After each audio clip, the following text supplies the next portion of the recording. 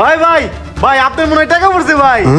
কামড়া সাইডে বলাই। যাক 100 টাকা ভালো হইছে, ধন্যবাদ ভাই, আপনি 100 টাকা পাইয়া দিলেন, আল্লাহ আপনি ভালো করুক। ঠিক আছে ভাই, তোর ভালো করবো আল্লাহ ভালো করবো আমার। মুয়া। যাক সকাল সকালে 100 টাকা দিয়া মানি ব্যাগ মাইনা দিলাম। আমার 31st নাইটের পার্টির টাকাটা হয়ে যায় বোকা। তাড়াতাড়ি দেখি মানি ব্যাগে কত টাকা আছে।